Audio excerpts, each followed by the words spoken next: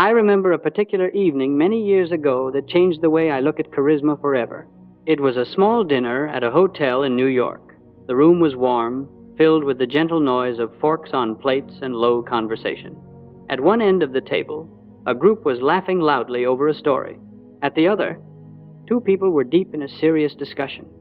In the middle of all this, a young man slipped in so quietly that, for a moment, I was the only one who noticed him. His name was Edward. He was one of my students, intelligent, polite, hard-working, and painfully timid. That night, he walked into the room like a man entering a museum after closing hours. He took up as little space as possible. His shoulders were slightly hunched, his steps careful, his eyes scanning the floor more than the faces. He took his seat and tried to join the conversation near him. When someone spoke, he nodded eagerly. When they laughed, he gave a small, delayed smile. Twice he opened his mouth to add something, and twice he closed it again when someone else spoke louder or faster. He was present, but he did not register. If you had asked the people at that table later, was Edward there tonight? Some would have frowned and said, yes, I think so, as if they were trying to recall a piece of furniture. No one disliked him. No one had been rude to him. He was simply unnoticed. The room neither warmed nor cooled because of his presence. It was as if he were a faint pencil, outline in a painting full of bold colors. A few weeks later, at another gathering, I saw Edward again. This time, something was different the moment he walked in. His clothes were the same simple style. His voice, when I heard it, was just as gentle as before. He had not become taller or more handsome in 3 weeks, but the energy around him had changed. He stepped into the room, and instead of shrinking, he paused for a heartbeat and looked around, not with the anxious eyes of a man asking, do they like me? But with the curious eyes of a man thinking, who is here and how? Do they feel? His shoulders were no longer folded inward. They were open, relaxed. He greeted the nearest person with a warm, genuine interest that made that person's face light up. A curious thing happened. Conversations that had been drifting suddenly found a center around him. When someone spoke, he listened in a way that made them feel clever. When he laughed, it was not loud, but it was full and sincere, and others seemed to draw closer to it. He asked questions that brought out the best stories in the room, stories people were pleased to tell, stories they had forgotten they even had. At one point, I watched a group of 4 people turn their chairs, almost unconsciously, so that they could see and include him more easily. The same young man who had once sat like a ghost at the edge of the table was now, without effort or show, at the heart of the evening. Later, one of the guests leaned over to me and said, that Edward, there's something about him. He's not loud, but when he's in the group, it feels better. Who is he? The difference between the Edward of the first evening and the Edward of the second was not a new suit, a louder voice, or a set of clever jokes. It was not a sudden burst of confidence that turned him into an actor on a stage. The difference was a single, quiet shift inside of him, a change in what he was paying attention to the moment he stepped into the group. From the outside, it looked like charisma. From the inside, it was something much simpler. That night, watching Edward transform from a shadow in the corner to the person everyone wanted to talk to, I understood more clearly than ever that the distance between being invisible and being magnetic is not as great as most people think. You do not need to be the most attractive, the funniest, or the loudest person in the room. You need to make one decisive shift in how you enter the group. In the minutes that follow, I will show you exactly what changed in Edward and how that same shift can make you the most quietly charismatic person in any room you walk into. Most people have a very strange picture in their minds when they hear the word charisma. They imagine the loudest person at the party, the one telling jokes with grand gestures and a booming voice, or they think of the most attractive person in the room, dressed sharply, moving with ease, always surrounded by laughter. Some picture the kind of man or woman who dominates every conversation, always has a story, always has an opinion, never leaves a silence unfilled. So they say to themselves, well, that is not me. I'm not that funny. I'm not that bold. I don't like being the center of attention. And quietly they decide, I am not the charismatic type. After years of watching people in classes, meetings, dinners, and little gatherings, I came to a very different conclusion.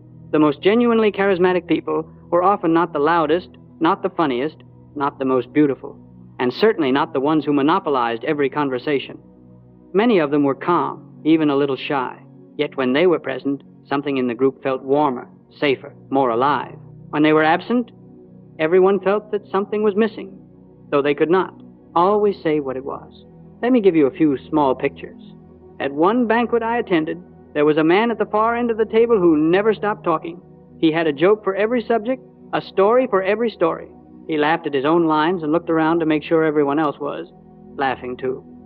For a while, he drew attention. People smiled, chuckled, nodded. Yet, as the evening went on, I noticed something. The people near him began to grow a little tired. They were entertained, yes, but not drawn in. They were spectators, not participants. He filled the air so completely that no one else's thoughts or feelings had room to appear. When the night was over, someone said to me, "He's quite a character," and then changed the subject. He had put on a show, but he hadn't really touched anyone. In the same room was another guest, a quiet woman seated near the middle. She did not tell long stories. She did not interrupt. When others spoke, she looked at them with a gentle curiosity that made them feel important. Once, when a man stumbled over his words, she said, "That's such an interesting point. Tell me more." And he visibly relaxed, gathered his thoughts, and spoke with new confidence. She nodded, smiled, and reflected his idea back in a clearer way than he had managed himself. At the end of the evening, I heard two people talking about her. "There's something about her," one said. "I feel good when I talk with her." She had not put on a performance. She had drawn something out of others, and for that, they remembered her with warmth.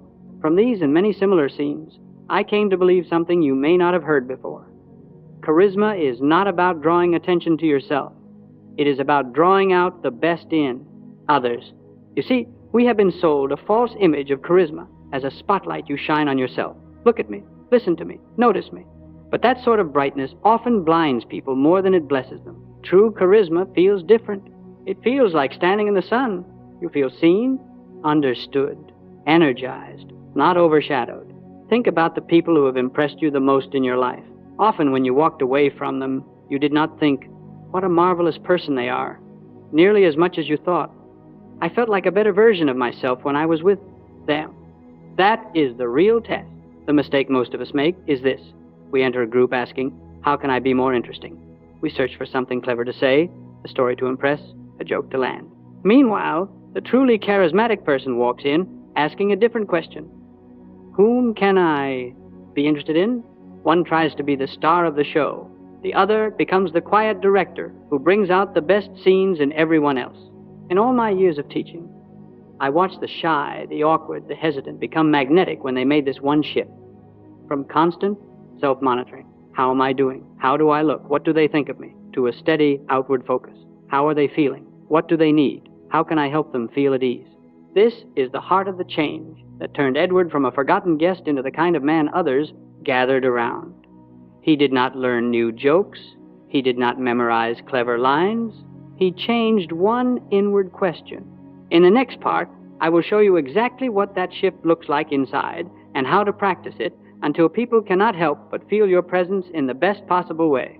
There is a moment in every person's life when they realize that their attention has been pointed in the wrong direction. For years, perhaps without noticing it, they have been watching themselves instead of watching the people around them. They walk into a room and immediately begin a private performance. Review. Do I look confident? Did I say that correctly?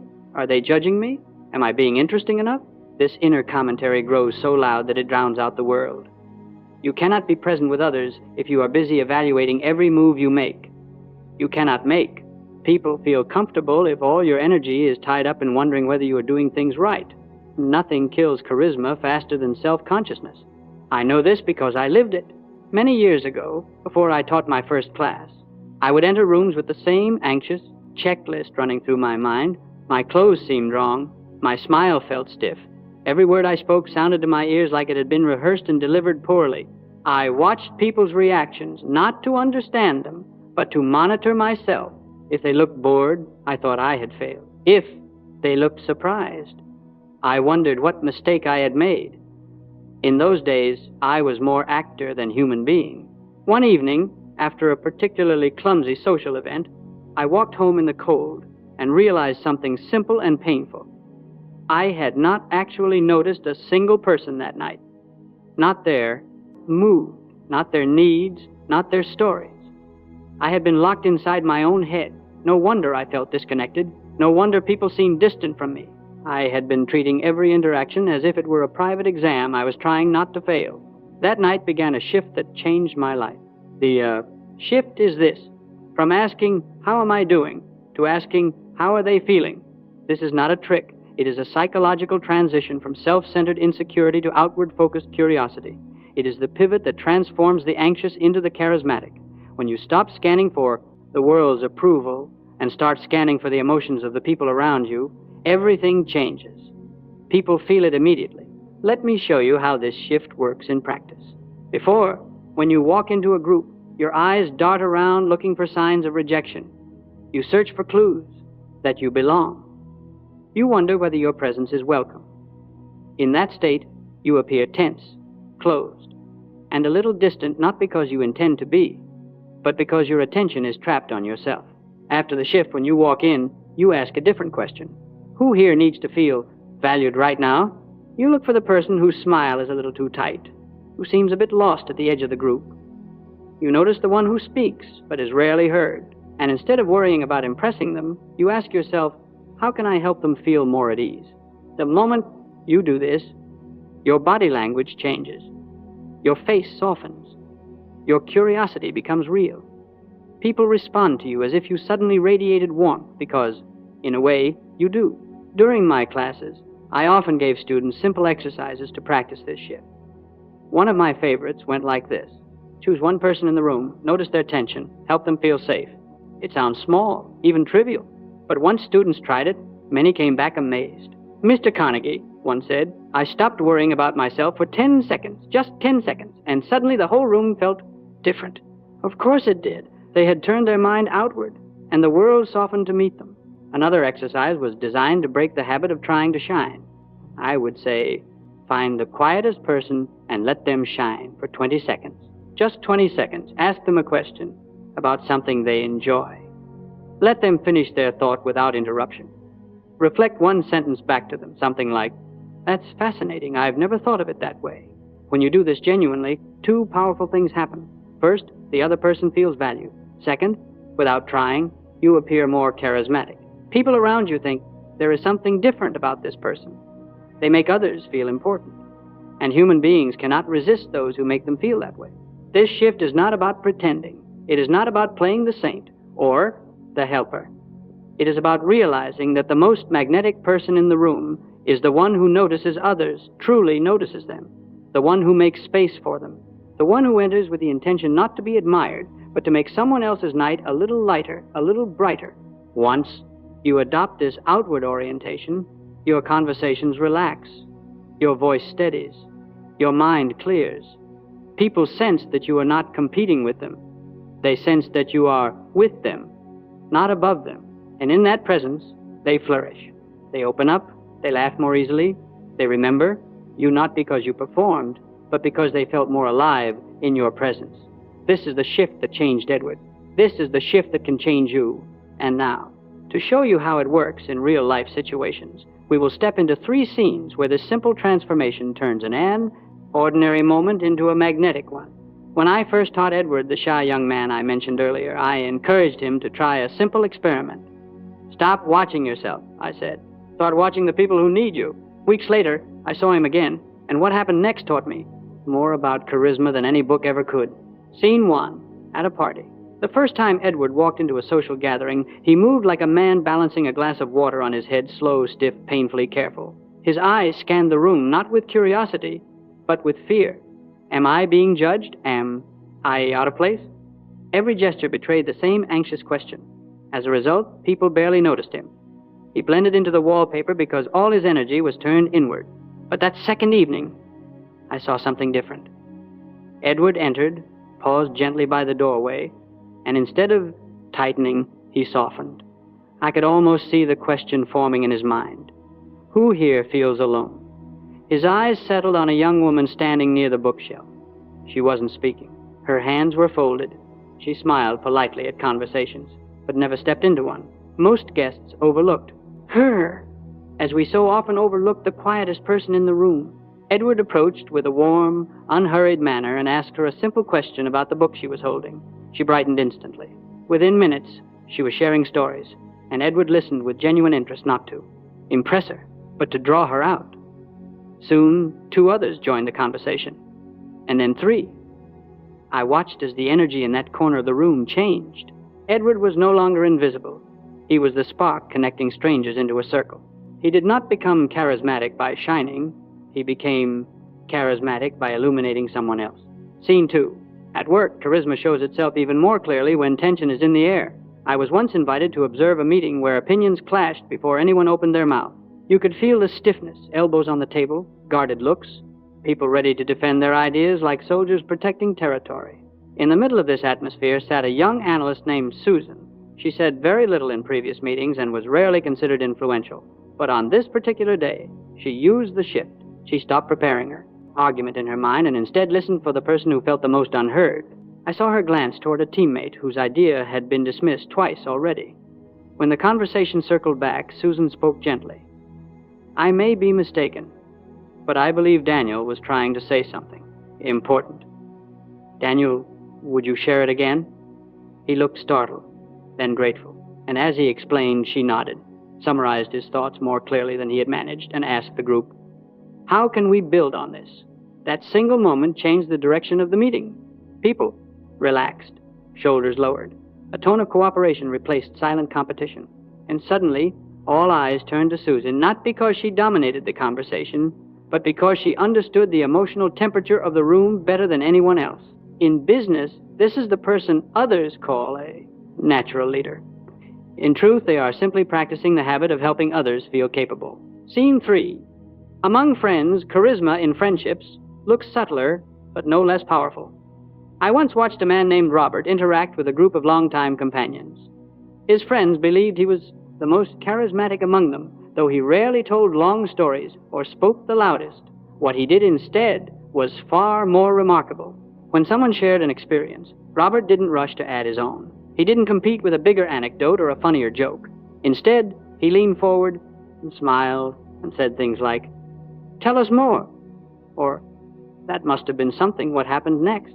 His interest drew the storyteller out. He summarized their points in a way that made them feel clever. He repeated their punchlines with admiration. He made ordinary tales feel meaningful simply by giving them space. And the result? Everyone associated warmth, ease, and joy with his presence. When he entered a room, the energy lifted not because he brought attention to himself, but because he lifted the attention around him. This is charisma in its purest form, the ability to make other people feel more alive. At this point, you may wonder why such simple acts have such strong influence. The reason is deeply human. Our brains link the emotion we feel in someone's presence with their character. If you feel tense around them, you label them cold. If you feel inferior, you label them arrogant. But if you feel valued, you label them charismatic. This is why the shift works so powerfully. It changes not just how you behave, but how others feel when they stand beside you. And long after the words have faded, that feeling remains. Now that you've seen charisma in motion, it's time to learn how to use this shift in your own daily life, naturally, gracefully, and with the warmth that makes people remember you for all the right reasons. When I think back to Edward, the young man who once slipped into rooms like a shadow and later lit them up like a quiet lantern, I am reminded of a truth I wish every shy, reserved, or ordinary person could feel in their bones. You do not need to be the star of the room. You only need to be the spark that helps others feel alive. Charisma is not a spotlight you drag onto yourself. It is a warmth you create around you. It is the shift from asking, how impressive do I look, to asking, how can I make this moment easier, kinder, more human for the person in front of me? When you begin to live this way, people stop seeing you as just another face in the group. They begin to feel that the group is different better when you are there. To help you live this out, let me give you a simple ritual you can practice in less than a minute, anywhere you meet people, at a party, at work, in class, at a family gathering. The 60-second charisma ritual. Step 1, look for the person who seems left out. Do not rush to the loudest corner of the room. Let your eyes find the person at the edge of the conversation, the one looking at their glass, their phone, the floor, This is your opportunity. Step 2. Ask them something that matters to them. Skip the empty, mechanical small talk that only fills the air. Ask, what are you working on these days that you're excited about? Or, how did you end up here tonight? Or, what do you enjoy when you're not busy with work? Ask with real curiosity, not as a trick. Step 3. Reflect one sincere. Compliment about what they said. Listen carefully. When they share, pick out something you genuinely admire, a quality, a decision, a passion, then mirror it back. That sounds like it took courage. You must have a lot of dedication to do that. That's a wonderful way to look at things. Make it specific. Make it honest. Step 4. Leave them feeling stronger, not smaller. You do not need to keep the conversation forever. Sometimes a minute of true attention is enough. When you step away, let them feel a little taller, a little prouder, a little more at ease with themselves than they did before you arrived. If you have done that, you have just practiced real charisma. Do this once, sincerely, and you will notice something. The room will feel different. People will begin turning toward you without knowing why. They will associate your presence with comfort and confidence, not tension or performance. To anchor this change in your mind, keep a few short phrases close to your heart. Not long speeches, just little guides you can whisper to yourself as you walk into any group. I shift from myself to others. I create comfort everywhere I go. People feel seen around me. You may be surprised how a few simple sentences can steady your nerves and remind you of who you are choosing to be. Let me return to Edward for a moment. Months after that second dinner, I watched him in one of my classes. During a break, several students gathered around him, laughing and sharing stories. He was not the loudest voice. He did not stand in the center. But every time someone spoke, he made them feel like they were the most interesting person in the room. When the class ended, a man shook my hand and said, I learned so much from you, of course, but I also learned from that fellow Edward. There's something special about him. There was something special about him. And there can be something special about you, not because you learn to entertain, but because you learn to encourage. Not because you demand attention, but because you distribute it. If you try this once, sincerely, you will feel the room change, and they will feel you. Before you go, I would like to know a little about you. From which country are you watching? How old are you? And in what kind of group do you most want to become more charismatic at work, at school, with friends, in your family, or somewhere else? Share it in the comments below. Your answer is not just data. It is a beginning. It tells me where you are standing as you start this journey. And if you want to learn the real psychology of human connection, not tricks, not manipulation, but the kind of principles that make people trust you, respect you, and genuinely enjoy your presence, then I invite you to subscribe and stay with us. You do not have to change your personality to be charismatic. You only have to change your focus from yourself to them. And when you do, the world around you will quietly rearrange itself in the light you bring